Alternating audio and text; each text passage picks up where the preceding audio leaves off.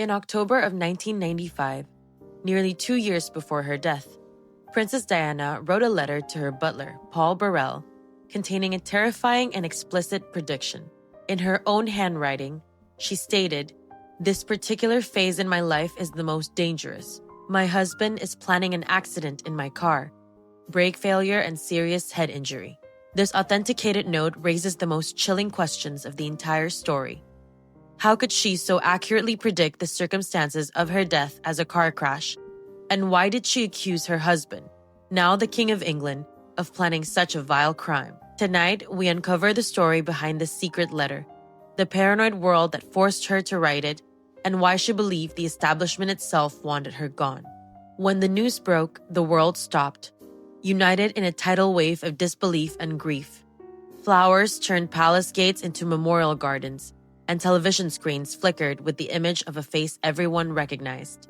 This wasn't just the death of a princess. It felt like the death of a dream. But why did one woman's fate trigger such an unprecedented global mourning? To find the answer, we must go beyond the official reports and the carefully crafted palace statements. This is the story of the real Diana, pieced together from her own secret recordings and the accounts of those who knew her best.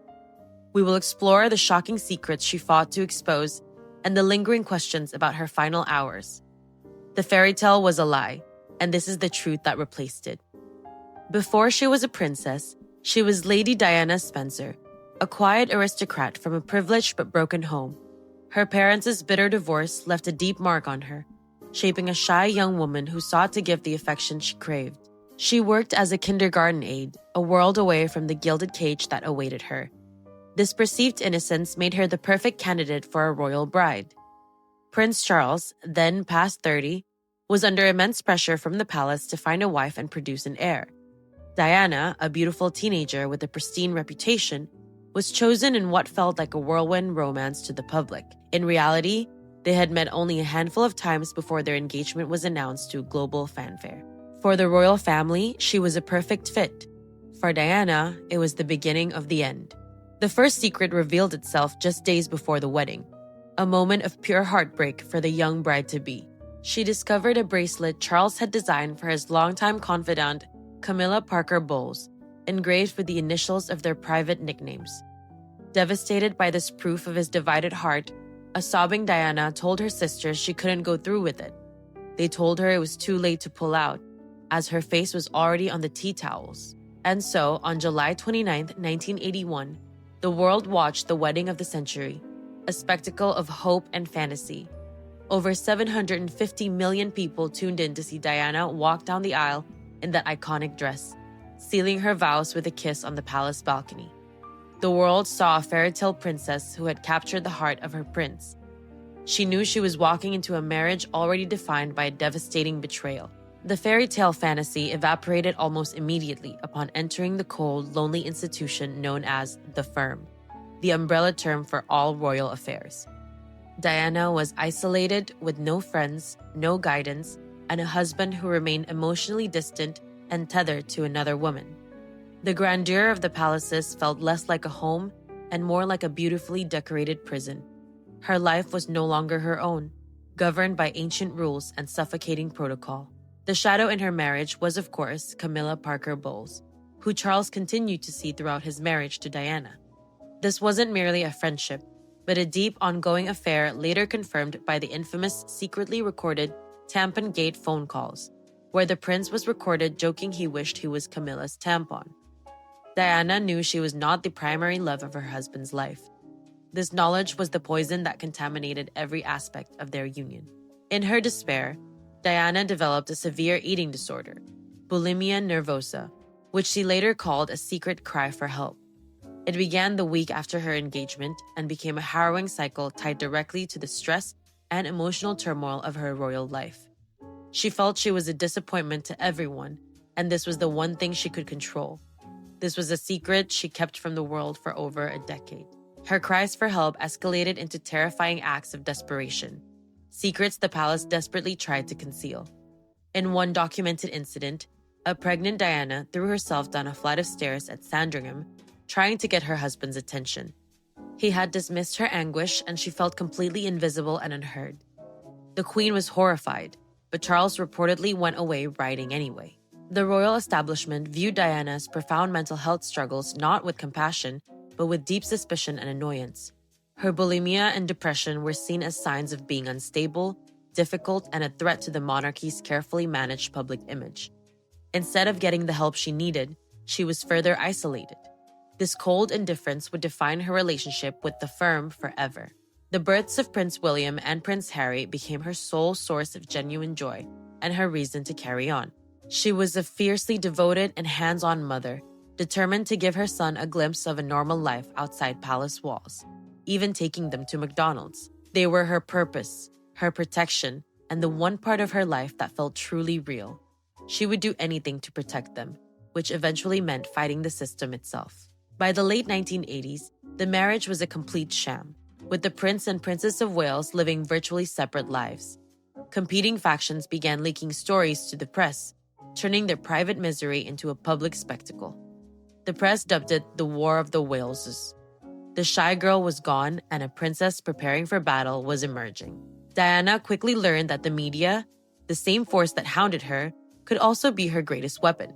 She became exceptionally skilled at managing her public image and was known to occasionally tip off photographers to ensure her side of the story was seen. She began to communicate with the public through carefully chosen images, mastering the art of the photo op. She would frequently upstage Charles with her natural warmth and star power. She was no longer a pawn in their game. She was changing the rules. In 1992, she took her biggest gamble, committing an act of treason in the eyes of the royal family. She secretly collaborated with author Andrew Morton on the bombshell biography, Diana, Her True Story. Diana recorded her most intimate thoughts and harrowing experiences onto cassette tapes, which were then smuggled out of Kensington Palace by a trusted intermediary. The book blew the lid off the fairy tale forever. On the very night Prince Charles admitted his adultery to the nation in a televised interview, Diana attended a public event. She emerged from her car in a daring, off-the-shoulder black dress that defied every royal convention and instantly became iconic. The world's press dubbed it the revenge dress, a stunning, silent statement of her liberation and defiance. As her marriage crumbled, Diana sought comfort and affection elsewhere, embarking on her own affairs. Her most significant relationship was a 5-year love affair with her writing instructor, Major James Hewitt. He provided the emotional intimacy and attention she had long been denied by her husband. The secret relationship would later be used against her in the most hurtful of ways. The affair with Hewitt sparked a cruel and persistent rumor that he was Prince Harry's biological father, due to their shared red hair. This is a provable falsehood, as Diana did not even meet Hewitt until 2 years after Harry was born. However, the malicious gossip persisted for years, a painful thorn used by her critics to question her integrity and wound her family. After her separation, Diana fell deeply in love with a man that friends say was the true love of her life, Pakistani heart surgeon Dr. Hasnat Khan. Many of her closest friends, like Jemima Khan and Rosa Monckton, have stated they believed he was the love of her life. Their 2-year relationship was kept intensely private, as Diana craved a normal life with him away from the spotlight. The immense pressures of her global fame and cultural differences ultimately proved too much for the relationship to survive. In 1995, Diana sat down for the explosive BBC Panorama interview, a move that sealed her fate with the monarchy. In it, she spoke with startling candor about her depression, her affairs, and the lack of support from the royal family.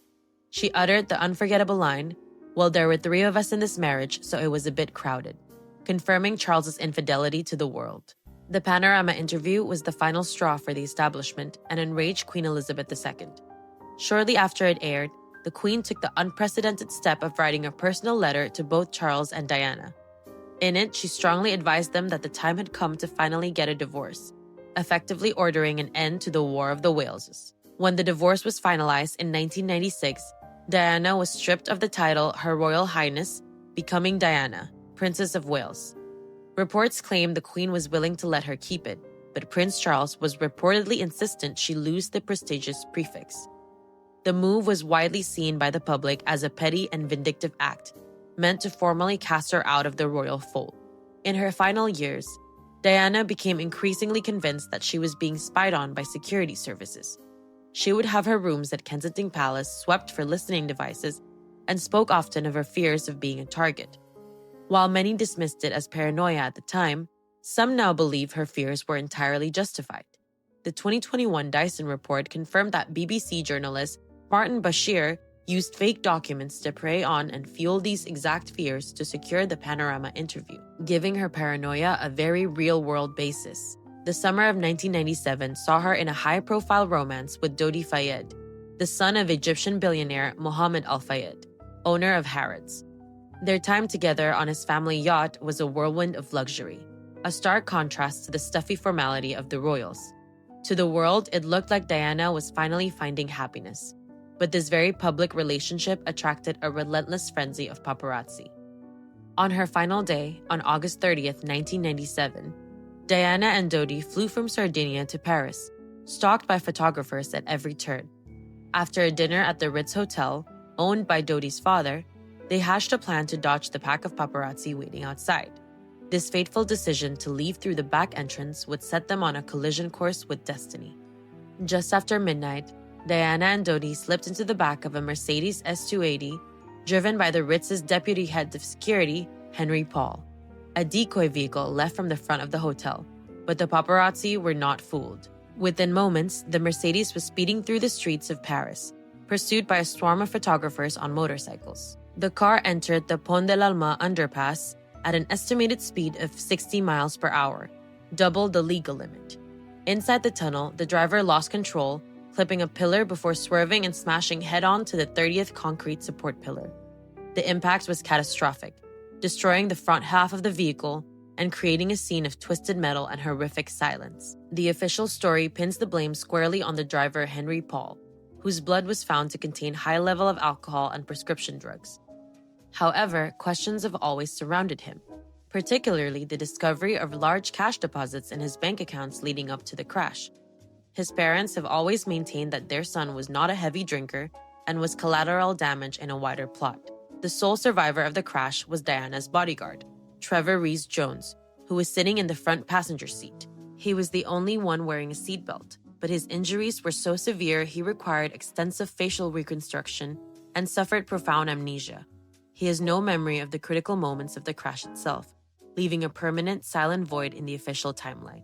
A crucial piece of evidence was the trace paint found on the wrecked Mercedes, proving the car had a glancing collision with a white Fiat Uno moments before the fatal impact. The official French investigation eventually identified the driver as Le Van Tan, who was questioned but never charged, with authorities concluding he was not culpable for the crash. However, this official account has been fiercely disputed by conspiracy theorists, who instead point to a different man, a controversial photographer named James Anderson. They alleged that Anderson, who also owned a white Fiat Uno and later died in a suspected suicide, was the real driver and was silenced as part of the plot. The discrepancy between the officially identified driver and the figure at the center of the conspiracy remains a key point of contention. Perhaps the most glaring fact that fuels conspiracy theories is the inexplicable lack of surveillance footage of the crash. Paris's Pont de l'Alma tunnel was monitored by more than a dozen CCTV cameras, yet not a single one captured the moment of impact.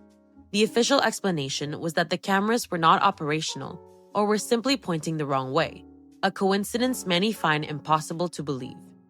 In the years following the crash, Dodi's father, Mohammed Al Fayed, spent millions on a relentless crusade to prove the crash was no accident. He has always maintained it was an assassination plot orchestrated by British intelligence agency MI6. He claims the motive was that the establishment could not tolerate the mother of a future king marrying a Muslim and having his child. This leads to the most sensational rumor, that Diana was pregnant with Dodi Fayed's child at the time of her death. Mohammed Al Fayed has always insisted this was true, claiming they were planning to announce their engagement. However, the official post-mortem examination and blood tests on Diana showed no evidence that she was pregnant, a finding her friends have also supported. Now we return to the single most explosive piece of this entire puzzle, the handwritten prophecy we mentioned at the start. While her butler Paul Burrell initially published the note with the name of the accused blacked out, the official inquest revealed the chilling, unredacted truth. The person Diana named as the architect of the plot the one she believed wanted her dead via brake failure and a serious head injury, was none other than her ex-husband, Prince Charles, according to Burrell. This allegation was taken so seriously that the head of Scotland Yard was forced to question the future king about it, a moment that proves this was far more than just a fringe conspiracy theory. After a decade of investigation, the official British police inquiry, Operation Paget, concluded there was no conspiracy to murder the princess. The final 2008 inquest verdict ruled that Diana and Dodi were unlawfully killed. The jury cited the grossly negligent driving of Henry Paul and the pursuing paparazzi vehicles as the cause of the crash. Despite the official verdict, polls consistently show that a large percentage of the public, particularly in Britain, do not accept it. The missing CCTV footage, the white Fiat Uno, Henry Paul's mysterious finances, and Diana's own prophetic note create too many unanswered questions. For many, the story of a simple drunk driving accident just doesn't add up. Diana's life and death fundamentally changed the British monarchy forever, dragging it into the modern era. Her emotional openness and public vulnerability forced a stoic, detached institution to learn how to connect with its people. The stiff upper lip was replaced by a new expectation of relatability, a change that can be seen to this day. Her true power lay in her revolutionary humanitarian work, where she used her fame to change the world's perception of suffering. By shaking the hand of an AIDS patient without gloves, she single-handedly challenged the stigma and fear surrounding the disease. By walking through an active minefield in Angola, she brought global attention to a cause that saved countless lives. Her most important and enduring legacy is without a doubt her two sons. Prince William and Prince Harry have both carried on her mission of modernizing the monarchy and championing causes like mental health. In their accessible, compassionate approach to duty, the influence of their mother is undeniable. She raised two boys who understood a world far beyond palace walls. Diana also inadvertently wrote the playbook for modern, global celebrity, a dangerous new form of fame she couldn't control. She understood the power of an image and how to use the media, but she also became its ultimate victim. Her life demonstrated the impossible bargain of being the most famous woman in the world, where public adoration comes at the price of private peace. So who was the real Princess Diana? And what is her ultimate secret? Was she a fragile saint hunted to her death, or a masterful strategist who played the media better than anyone? Was she a devoted mother trapped in a loveless marriage, or a rebel who nearly brought down a 1,000-year-old monarchy? The truth is, she was all of these things at once. From the shy bride to the global superstar, her life was a tapestry of iconic and unforgettable moments. The images of her with her boys, her dazzling gowns, her compassionate charity work, and her final fateful summer are etched into our collective memory. They tell a story of a complex woman who lived an extraordinary life. In the end, the full truth of what happened in that Paris tunnel may forever remain a mystery. Diana's story is part fairy tale, part political thriller, and part human tragedy, leaving us with more questions than answers. The one secret we can be sure of is that the world will never see another woman quite like her. What do you believe really happened in that Paris tunnel? What is your strongest memory of Princess Diana, and how do you think she should be remembered? Share your thoughts with us in the comments section below. For more deep dives into the most compelling stories and unsolved mysteries of our time, make sure you subscribe to our channel. Don't forget to hit the notification bell so you never miss out on a new video. Thank you for watching. We'll see you next time.